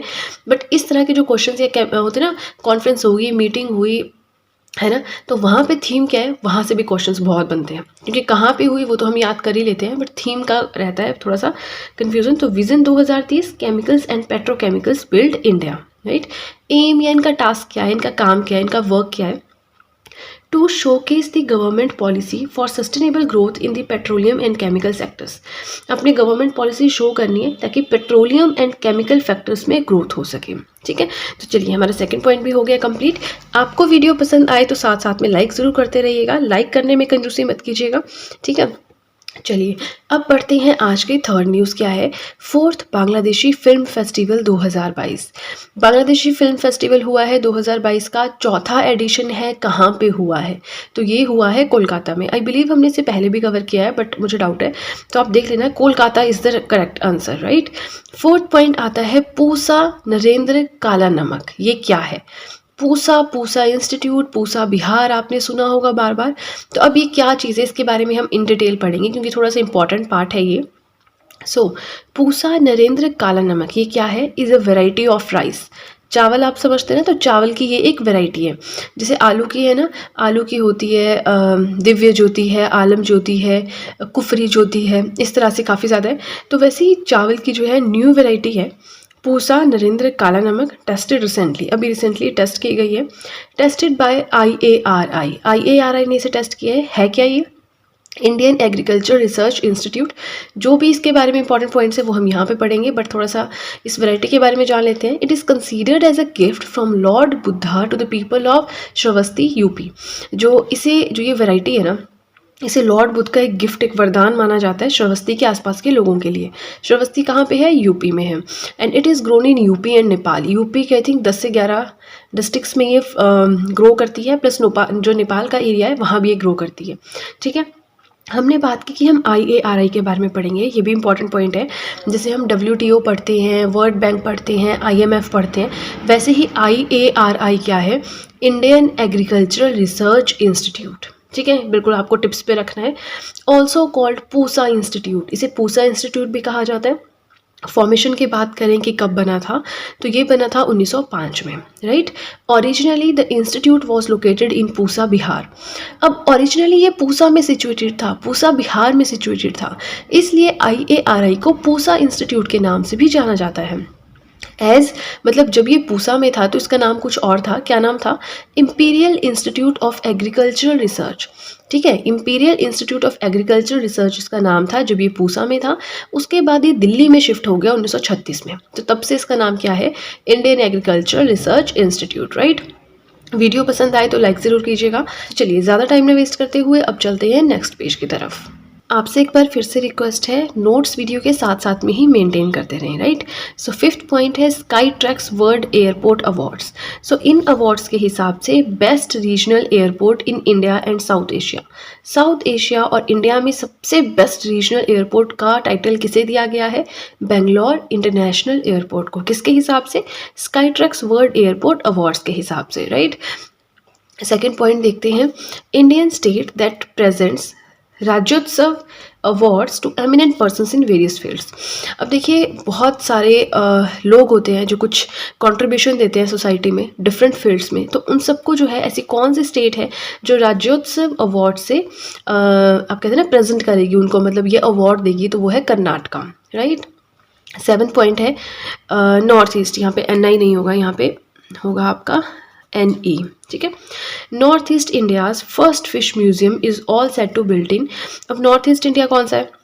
जहाँ पे हमारी 7 सिस्टर स्टेट्स आती है, वेस्ट बंगाल के आगे वाला सारा एरिया वो नॉर्थ ईस्टर्न पार्ट कहलाता है इंडिया का, राइट। तो नॉर्थ ईस्टर्न पार्ट जो है इंडिया का, वहाँ पे पहला फिश म्यूजियम खोला जा रहा है। कहाँ पे बनेगा? वो बनेगा अरुणाचल प्रदेश में। अरुणाचल प्रदेश क्या है? ईस्टर्न मोस्ट आप कह सकते हैं, ये हमारी स्टेट है ना। अब 8th पॉइंट आता है phase 1 ballistic missile defence BMD interceptor AD-1 missile. इतना बड़ा नाम है, सो ये हम क्यों पढ़ रहे हैं? Because it has been successfully tested by DRDO। DRDO क्या है वो तो हम अभी पढ़ेंगे, बट DRDO ने सक्सेसफुली टेस्ट किया है इस मिसाइल को। नाम क्या है? इंटरसेप्टर AD-1 मिसाइल, ठीक है। कहाँ पे टेस्ट किया है? From APJ Abdul Kalam island off the coast of Orissa. Orissa में है ये island, APJ Abdul Kalam island. यहाँ से इन्होंने टेस्ट फायर किया है और वो सक्सेसफुली टेस्ट भी हुआ है। ना मैंने बात की कि हम DRDO के बारे में पढ़ेंगे। देखिए DRDO क्या है? DRDO हो गया, इसरो हो गया, WTO, वर्ल्ड बैंक, ये सब जो है, यूरोपियन यूनियन, आसियान, ये सब मैं आपको पढ़ाती रहती हूँ जैसे जैसे इनका जिक्र होता है, क्योंकि अगर हम एक साथ पढ़ेंगे ना तो कुछ ना कुछ छूट जाता है, फिर आप लोगों के कमेंट आएंगे मैम आपने पूरा नहीं पढ़ाया। तो देखिए अपनी तरफ से पूरा पढ़ाती हूँ, बट कई बार हो जाता है, कोई पॉइंट छूट जाता है। तो ये ऑर्गेनाइजेशंस मैं कोशिश करूँगी एक बार लास्ट में कभी फिर से सारी एक साथ पढ़ाऊँ, बट जैसे जैसे इनका जिक्र हो रहा है वैसे वैसे अपने नोट्स में इनको इंक्लूड करते चलें। और मैं हमेशा कहती हूँ जो बॉक्स वाला पार्ट है 8-10 पेज ले लीजिए, उन पे अलग से लिखिए, ठीक है। DRDO क्या है? Defence research and development organisation, India का ही है ये, under ministry of defence, defence ministry के अंडर आता है। When was it formed? So it was formed in 1958, ठीक है। हेडक्वार्टर कहाँ पे है? न्यू दिल्ली में है। मोटो क्या है? Strengths origin is in science. Strength का जो ओरिजिन है वो कहाँ पे है? साइंस में। And it is charge with militaries defence and research. काम क्या है इसका? कि मिलिट्री लेवल के जो भी डिफेंस इक्विपमेंट्स है, रिसर्च का काम है, वो सारा किसके पास है? DRDO के पास है, ठीक है। तो वीडियो पसंद आए तो लाइक ज़रूर कीजिएगा। 9th न्यूज़ हमारी आती है इला भट्ट। इला भट्ट के बारे में हम क्यों पढ़ रहे हैं? Because she passed away recently. ये मैंने शॉर्ट में लिखा है, अगर आप मेरी वीडियोस कॉन्टिन्यूसली देखते हैं आपको पता होगा, पास्ट अवे रिसेंटली। तो ये कौन थी? अब क्वेश्चन आ सकता है आपको, ये डेथ वाले क्वेश्चन तो बहुत आते हैं। इला भट्ट जिस passed away recently, she was related to which of the following field, फिर आपको वहाँ पे देखना है। तो ये थी कौन, इनके बारे में पहले तो पता होना चाहिए। She was a renowned women rights activist, women rights के लिए फाइट करती थी। She was the founder of सेवा। सेवा क्या है? सेल्फ एम्प्लॉयड वुमेन्स एसोसिएशन, ठीक है। तो चलिए इला भट्ट के बारे में पढ़ लिया। अब हम 10th पढ़ेंगे MOU आप समझते हैं, मेमोरेंडम ऑफ अंडरटेकिंग। किसके बीच में साइन हुआ है? इंडिया एंड डेनमार्क के बीच में साइन हुआ है। ये एक एग्रीमेंट होता है। किसके ऊपर साइन हुआ है इंडिया और डेनमार्क के बीच में? On water resource development and management. Water resources जो हैं हमारे, उनके विकास कैसे करना है, डेवलपमेंट कैसे करना है, उनकी मैनेजमेंट कैसे करनी है, ठीक है। अब 11th पॉइंट, ये हमारा आज का लास्ट पॉइंट है, बट आगे चलने से पहले आपको एक चीज़ बताना चाहूँगी। अगर अब आप चाहें तो मुझे इंस्टाग्राम पे फॉलो भी कर सकते हैं। अपने इंस्टाग्राम अकाउंट का लिंक मैंने डिस्क्रिप्शन बॉक्स में दिया है, तो अभी डिस्क्रिप्शन बॉक्स में जाएँ, उस लिंक पर क्लिक करें। जैसे ही आप उस लिंक पे क्लिक करेंगे आपके सामने मेरे अकाउंट डिटेल्स ओपन हो जाएंगे, वहाँ पर आप मुझे फॉलो कर सकते हैं, ठीक है। तो चलिए ज़्यादा टाइम ना वेस्ट करते हुए अब पढ़ते हैं 11th पॉइंट के बारे में। वीडियो पसंद आए तो साथ साथ में लाइक ज़रूर करते रहिएगा।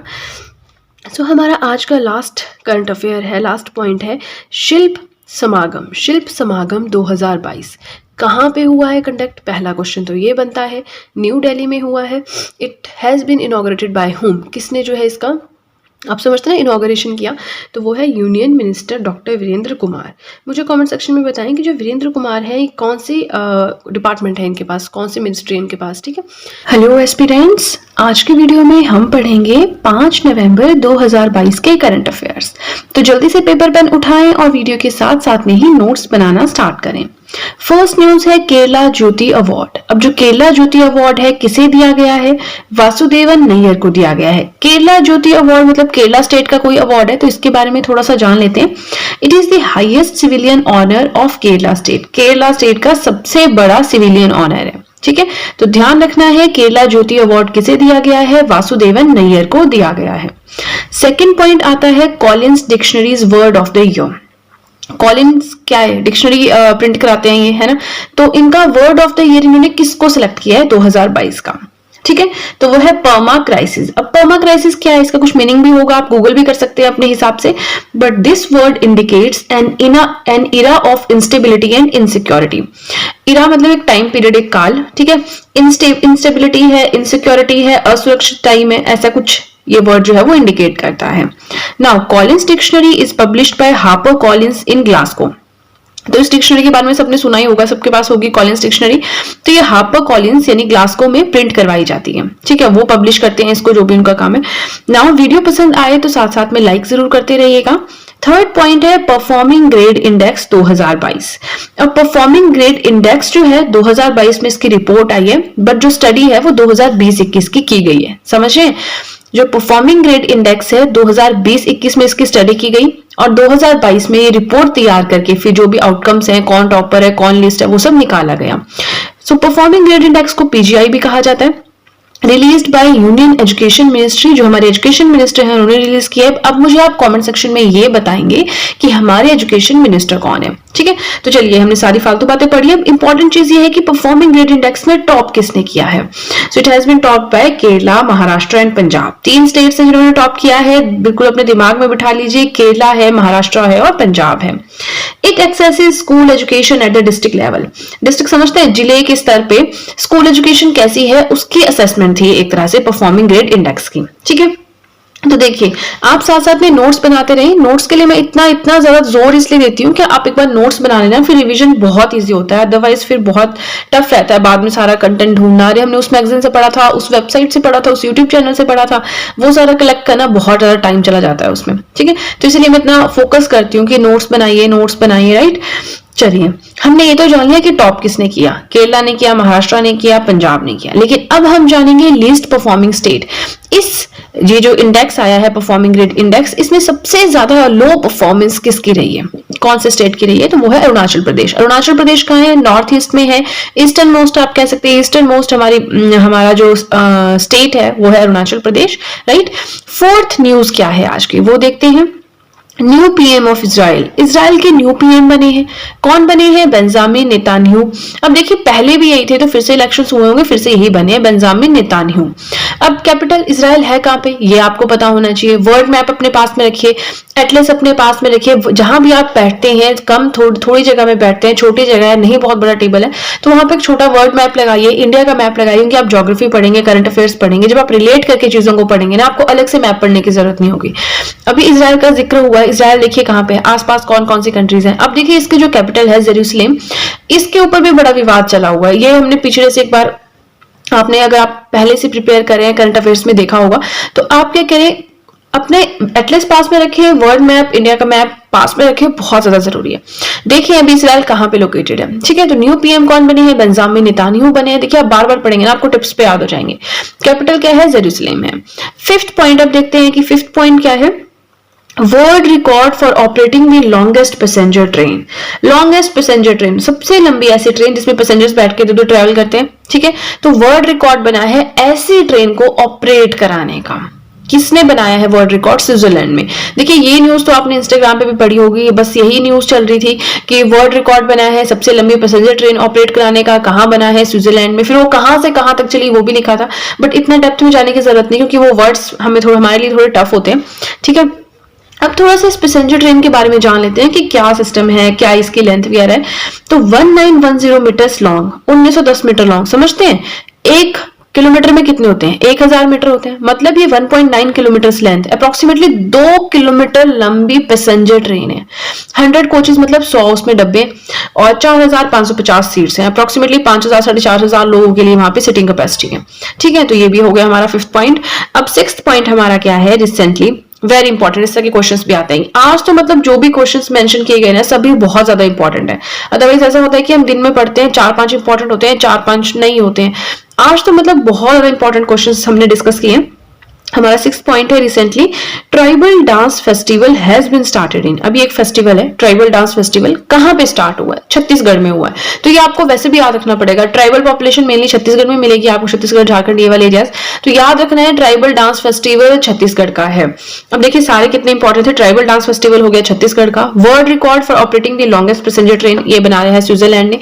न्यू पीएम ऑफ इजराइल है बेंजामिन नेतान्याहू। कैपिटल है जेरूसलेम। परफॉर्मिंग ग्रेड इंडेक्स में लिस्ट परफॉर्मिंग स्टेट है Arunachal Pradesh. And this index has been topped by Kerala, Maharashtra, Punjab. Collins dictionary का वर्ड ऑफ द ईयर है permacrisis. And Kerala Jyoti award, ये भी बहुत important है, Vasudevan Nair. Highest civilian honour है Kerala state का। तो चलिए हमारा फर्स्ट पेज हो गया कंप्लीट। तो चलिए ज्यादा टाइम ना वेस्ट करते हुए अब चलते हैं नेक्स्ट पेज की तरफ। तो 7th पॉइंट है India's largest wind turbine. Wind turbine India की सबसे बड़ी कहां पे खुली है? It will be installed in Mundra, Gujarat. Gujarat में मुंद्रा में जो है ये इंस्टॉल की जाएगी। By home?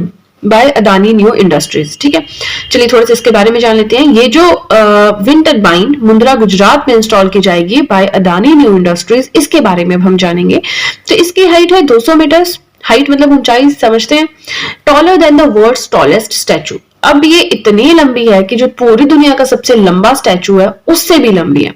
तो पूरी दुनिया का सबसे लंबा स्टैचू कौन सा है? The statue of unity, Vallabh Bhai Patel जी के इस पे बना है। तो उसकी हाइट कितनी है? 182 मीटर्स। मतलब जो विंड टर्बाइन है वो दुनिया के सबसे बड़े स्टैचू से भी लंबी है। ठीक है, चलिए आपने हाइट याद रखनी है 200 मीटर्स, ये पॉइंट इंपॉर्टेंट है यहाँ पे।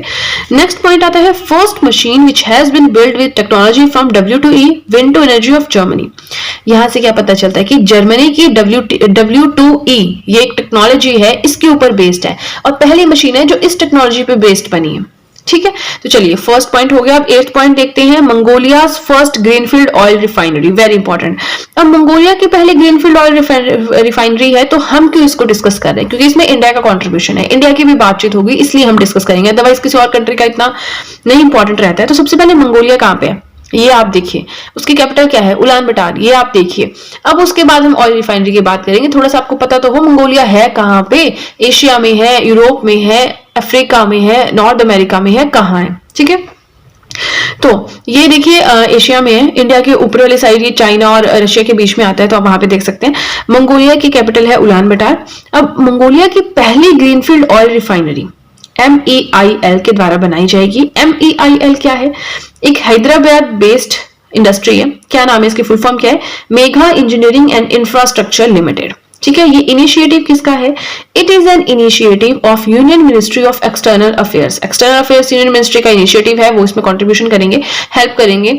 और एम क्या है? To reduce Mongolia's dependency on Russian oil imports. इसका मतलब मंगोलिया जो है रशिया से बहुत ज्यादा ऑयल इंपोर्ट करता है, तो अब थोड़ा सा उसको इंडिपेंडेंट बनाना है। उसकी डिपेंडेंसी जो है रशियन ऑयल इंपोर्ट्स पे वो थोड़ी कम करनी है। ठीक है, तो इसलिए फिर जो है अब हम थोड़ा सा हेल्प करेंगे उनकी। हेल्प तो क्या, प्रोजेक्ट होगा ये। तो बस चलिए ये भी हो गया हमारा। अब हम थोड़ा सा 9th पॉइंट देखते हैं। नेक्स्ट पॉइंट, वीडियो पसंद आए तो साथ साथ में लाइक जरूर करते रहिएगा। ठीक है, तो 9th पॉइंट है ऑपरेशन विजिलेंट स्टॉर्म। ये आप देख रहे हैं, आप क्या आपको लग रहा है एक्सरसाइज है? क्या है? देखिए ये एक डिफेंस एक्सरसाइज है between USA and south Korea. होता क्या है, क्वेश्चन आता है कि इंडिया और कौन सी कंट्री के बीच में, तो हमने इंडिया के साथ जो भी मिलिट्री एक्सरसाइज है, नेवल एक्सरसाइज सब याद की होती हैं, लेकिन ये न्यूज में थी USA और साउथ कोरिया के बीच में, तो आपको याद रखना है ऑपरेशन विजिलेंट स्टॉर्म। राइट, अब देखिए 10th पॉइंट आता है, India recently gifted 200 vehicles to Nepal's government for logistical support in conducting general elections. जो भी इलेक्शंस के थ्रू सपोर्ट किया नेपालीज गवर्नमेंट ने, तो उसके लिए उनको 200 व्हीकल्स जो है वो गिफ्ट किए गए। ठीक है, इतना इंपॉर्टेंट नहीं है, बट 200 व्हीकल्स गिफ्ट किए इंडिया ने नेपालीज गवर्नमेंट, थोड़ा बहुत देख लीजिए। 11th पॉइंट है इन्वेस्ट कर्नाटका 2022, वेरी इंपॉर्टेंट। इसके ऊपर हम ऑलरेडी डिस्कशन कर चुके हैं, बट फिर से इसके बारे में पढ़ेंगे। क्यों? क्योंकि यहाँ पे थीम का मेंशन किया गया है। ठीक है, तो इन्वेस्ट कर्नाटका 2022 पहली बात कहाँ है? कर्नाटका में हुई है, तो बेंगलुरु में होगी। एक समिट है, इनॉग्रेट किसने किया है? It has been inaugurated by prime minister Narendra Modi ji. Question ये है कि इसके थीम क्या है। इसका थीम है build for the world, right. चलिए 11th पॉइंट भी हो गया। 12th पॉइंट आता है, this is also an important current affair, unity runs. अब यूनिटी रन्स क्या है? It has been organised on the birth anniversary of Sardar Vallabh Bhai Patel. देखिए जहां भी यूनिटी का मेंशन हो गया ना, सरदार वल्लभ भाई पटेल जी आ गए। Statue of unity Sardar Vallabh Bhai Patel, unity run सरदार वल्लभ भाई पटेल। तो सरदार वल्लभ भाई पटेल जी की बर्थ एनिवर्सरी पे ये ऑर्गेनाइज किए गए हैं। किसने ऑर्गेनाइज किए हैं? It has been organised by the ministry of youth affairs and sports. ठीक है, तो चलिए हमारे आज के करंट अफेयर्स हो गए कंप्लीट। एंड आपको एक चीज बताना चाहूंगी, अगर अब आप चाहें तो मुझे इंस्टाग्राम पे भी फॉलो कर सकते हैं। अपने इंस्टाग्राम अकाउंट का लिंक मैंने डिस्क्रिप्शन बॉक्स में दिया है, तो वहां पर जाएं और मुझे अभी के अभी फॉलो करें।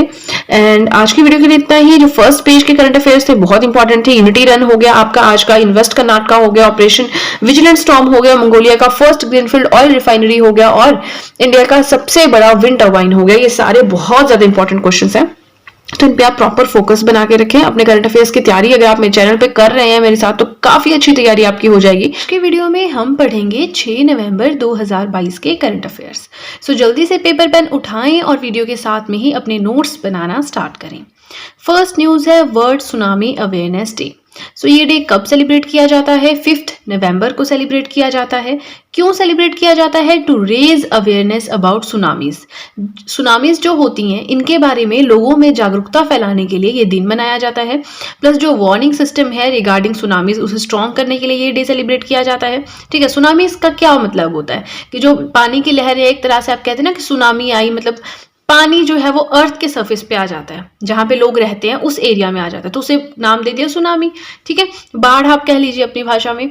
तो this day was established by UN in 2015। 2015 में यूनाइटेड नेशंस के द्वारा ये दिन जो है ये दिन मनाया जाएगा, ऐसा एस्टेब्लिश किया गया था, ऐसा फिक्स किया गया था। देखिए जो डेज एंड डेट्स हैं बहुत ज़्यादा इंपॉर्टेंट है। सिर्फ यही याद नहीं करना कि वो दिन कब मनाया जाता है, क्यों मनाया जाता है, ये भी होता है। कई बार किसी की बर्थ एनिवर्सरी होती है, कई बार किसी की डेथ एनिवर्सरी होती है, तो कुछ ना कुछ इंपॉर्टेंट चीज हुई होती है उस दिन, इसलिए वो डेज जो है मनाए जाते हैं। अब आप कई बार देखेंगे ना ऐसे फालतू फालतू डेज भी हैं उस पे दिए होते हैं जैसे गूगल पे, तो सारे नहीं देखने हैं। 15, 8, 10, 15 इतने डेज होते हैं आपको एक मंथ में जो पढ़ने वाले होते हैं।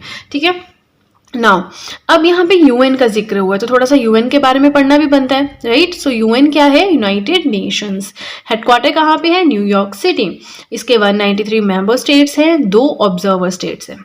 कब बना था? 24 अक्टूबर 1945 को। अब 24 अक्टूबर एज अ क्या मनाया जाता है? As a United Nations day due to its formation on the same day, right. Secretary general कौन है? Antonio Guterres. Established after world war 2 with the aim of preventing future world wars. समझ रहे हैं काम क्या है इसका?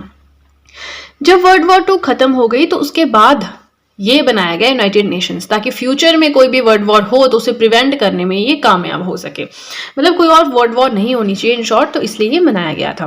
देखिए जो ये बॉक्स वाला पार्ट है ना, इसे आप अलग से जरूर लिखें क्योंकि ये कुछ एडिशनल इन्फॉर्मेशन है, स्टैटिक पार्ट रहता है आपका, तो यहाँ से भी क्वेश्चन आते हैं। अगर क्वेश्चन आ गया यूएन कब बना था, IMF कब बना था, वर्ल्ड बैंक कब बना था, WTO है, WHO है, IMF, बहुत कुछ है, तो इंटरपोल है, तो मैं काफी कुछ पढ़ाती रहती हूँ जो भी न्यूज में आता है। ठीक है, सेकेंड पॉइंट है first steel plant in India to become और get the responsible steel certification. India का पहला ऐसा कौन सा स्टील प्लांट है जिसे रिस्पॉन्सिबल स्टील सर्टिफिकेशन मिली है? तो वो है स्टील प्लांट जमशेदपुर। ठीक है, वीडियो पसंद आए तो लाइक जरूर कीजिएगा। थर्ड पॉइंट है annual joint military training between. Joint military training हुई है, किस किस के बीच में हुई है? IAF एंड RSAF के बीच में हुई है। IAF तो सबको ही पता है क्या है, इंडियन एयर फोर्स। RSAF क्या है? The Royal Singapore Air Force, right. इन दोनों के बीच में हुई है।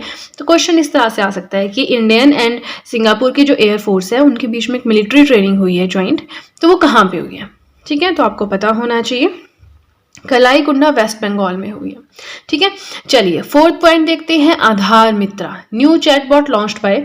आधार मित्रा क्या है? न्यू चैटबॉट है, लॉन्च किया गया है किसके द्वारा? UIDAI।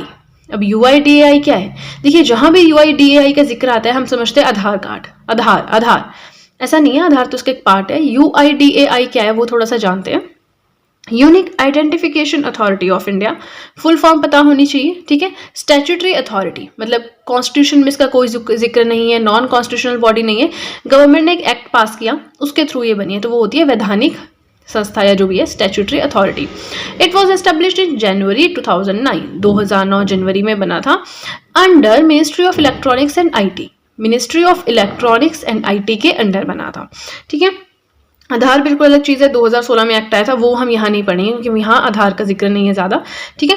तो चलिए फर्स्ट पेज हो गया कंप्लीट। आगे चलने से पहले आपको एक चीज़ बताना चाहूँगी, अगर अब आप चाहें तो मेरे हैंड रिटन नोट्स को परचेज भी कर सकते हैं, लिंक डिस्क्रिप्शन बॉक्स में दिया है। आपको क्या करना है, जस्ट लिंक पे क्लिक करना है, जैसे ही आप लिंक पे क्लिक करेंगे आप डायरेक्टली मेरे कॉन्टैक्ट में आ जाएंगे, प्लस जो भी आपके डाउट्स हैं, क्वेश्चंस हैं, क्वेरीज हैं, आप मुझसे पूछ सकते हैं, एंड बिलीव मी बहुत ही ज़्यादा अफोर्डेबल रेट पे आपको नोट्स मिल जाएंगे, तो ऐसा कोई इशू नहीं है, ठीक है। देखिए मैं यही सजेस्ट करूँगी कि आप अपने नोट्स अपने आप बनाएं, बट इन केस आप जॉब कर रहे हैं, कॉलेज जा रहे हैं, कोई और किसी और काम में बिजी हैं, कोई कुछ भी कर रहे हैं, नोट्स बनाने का टाइम नहीं है, तो उस केस में आप नोट्स परचेज कर सकते हैं। वीडियोस आपको फ्री में यूट्यूब पे मिल जाएंगी, मैंने सेम नोट्स से पढ़ाया है, तो कहीं भी नोट्स में आपको कोई दिक्कत आती है आप वीडियो देख सकते हैं, आपका डाउट भी क्लियर हो जाएगा और आपकी काफ़ी ज़्यादा हेल्प भी हो जाएगी, ठीक है। तो चलिए ज़्यादा टाइम ना वेस्ट करते हुए अब हम चलते हैं अपने नेक्स्ट पेज की तरफ। सो फिफ्थ पॉइंट है president of FICCI, new president बने हैं FICCI के, कौन बने हैं, शुभ्रकांत पांडा बने हैं। लेकिन FICCI क्या है, the federation of Indian chambers of commerce and industry, right. It was founded in 1927।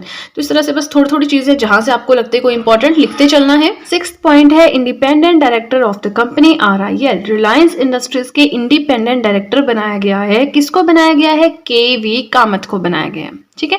Video पसंद आए तो लाइक जरूर कीजिएगा और अपने नोट्स साथ साथ में मेंटेन करते रहें। हमेशा मैं नोट्स पे इतना ज़्यादा फोकस क्यों करती हूँ कि देखिए नोट्स बहुत ज़्यादा ज़रूरी होते हैं आपके एंटायर प्रिपरेशन में। आप नोट्स नहीं बनाएंगे तो आप इधर उधर ही भटकते रहेंगे, जब तक आपको शॉर्ट नोट्स तो बनाने पड़ेंगे, ठीक है। तो चलिए सेवंथ पॉइंट आता है nutrient based subsidy scheme. Subsidy आप समझते हैं ना, आर्थिक रूप से सहायता, तो ये एक स्कीम है NBA scheme, nutrient based subsidy scheme. ये एसोसिएटेड है कौन सी मिनिस्ट्री के साथ, right. So it is associated with the ministry of chemicals and fertilisers. इस तरह के क्वेश्चंस आपने बिल्कुल अपने माइंड में रखने हैं। एट्थ पॉइंट आपका आता है, let me adjust the page first, okay. So eighth point आता है state that directed schools and pre university colleges to ensure 10 minutes meditation session.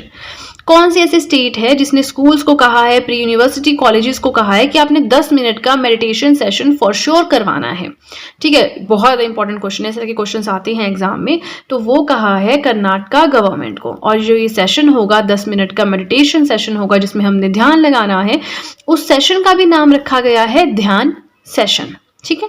Ninth point की बात करें तो 15th urban mobility India conference and expo 2022, 15th edition हुआ है urban mobility India conference and expo का। कहाँ पे हुआ है, कोची केरला में हुआ है। And it was organised by whom, तो 2 ऑर्गेनाइजेशन हैं जिन्होंने करवाया है, ऑर्गेनाइजेशन या कुछ भी कह लीजिए। पहला है ministry of housing and urban affairs, right, and second है केरला स्टेट गवर्नमेंट। तो अब आप मुझे कमेंट सेक्शन में बताएंगे कि केरला के CM कौन है राइट नाउ, ठीक है। चलिए 9th पॉइंट भी हो गया। अब आती है आज की लास्ट न्यूज़, बट आगे चलने से पहले आपको एक चीज़ बताना चाहूँगी, अगर अब आप चाहें तो मुझे इंस्टाग्राम पे फॉलो भी कर सकते हैं। अपने इंस्टाग्राम अकाउंट का लिंक मैंने डिस्क्रिप्शन बॉक्स में दिया है, तो जैसे ही आप डिस्क्रिप्शन बॉक्स में जाएंगे, लिंक पे क्लिक करेंगे, आपके सामने मेरा अकाउंट ओपन हो जाएगा, वो अपीयर हो जाएगा, आपको जस्ट वहाँ पर मुझे फॉलो करना है, फाइन। और नोट्स साथ साथ में मेंटेन करते रहें। बहुत बार मैं कहती हूँ नोट्स बनाए, क्योंकि मुझे लगता है कि आप लोग नोट्स नहीं बनाते। मैं क्वेश्चंस पूछती हूँ कई बार वीडियोज़ के बीच में, तो उसके आंसर्स कभी भी नहीं आते हैं। इट मीन्स आप पूरी वीडियोस देखते ही नहीं है, आप नोट्स बनाते ही नहीं है। देखिए नोट्स बहुत ज़्यादा ज़रूरी है, अदरवाइज आपका काम नहीं चलेगा, ठीक है। 10th पॉइंट आता है as per US news and world report, US news और वर्ल्ड रिपोर्ट के हिसाब से the country which has cheapest manufacturing cost, ऐसी कौन सी कंट्री है जहाँ पे सबसे सस्ता जो है वो मैन्युफैक्चरिंग हो जाता है कोई भी प्रोडक्ट है, वो है इंडिया, आउट ऑफ 85 नेशंस, ठीक है। तो चलिए करंट अफेयर्स तो हो गए हमारे कंप्लीट, आज तो बहुत कम थे, है ना। तो आप मुझे कमेंट सेक्शन में ज़रूर बताएं कि आपको वीडियो कैसी लगी, आपने नोट्स बनाए या नहीं बनाए, प्लस जो मैंने आपसे क्वेश्चन पूछा है वो भी, उसका आंसर भी मुझे ज़रूर दें। तो फ्रेंड्स आज के लिए इतना ही। आई होप आपको वीडियो अच्छी लगी हो। अगर आपको वीडियो अच्छी लगी है तब तो आपको बहुत ही अच्छे से पता है कि क्या करना है। जल्दी से कर दीजिए चैनल को सब्सक्राइब, बेल आइकन को कीजिए प्रेस, सो दैट मैं जैसे कोई वीडियो अपलोड करूं सबसे पहले नोटिफिकेशन आपके पास आए। प्लस जो भी आपके फ्रेंड्स हैं जो गवर्नमेंट एग्जामिनेशंस के लिए प्रिपेयर कर रहे हैं उनके साथ भी मेरे चैनल का लिंक ज़रूर शेयर करें, सो दैट इन हैंड रिटन नोट्स का उन्हें भी थोड़ा बहुत फ़ायदा हो सके। मैं चाहती हूँ कि जो मेरे हैंड रिटन नोट्स हैं ज़्यादा से ज़्यादा लोगों तक पहुँचें, क्योंकि बहुत सारे लोग हैं जिनको नोट्स बनाने नहीं आते या फिर वो नोट्स नहीं बना पाते टाइम कंस्ट्रेंट्स की वजह से। तो मैं चाहती हूँ कि सबको जो ये फैसिलिटी है ना ये अवेल हो सके। ठीक है, चलिए आज की वीडियो के लिए इतना ही। अब मिलते हैं नेक्स्ट वीडियो में। So that's it guys and see you soon.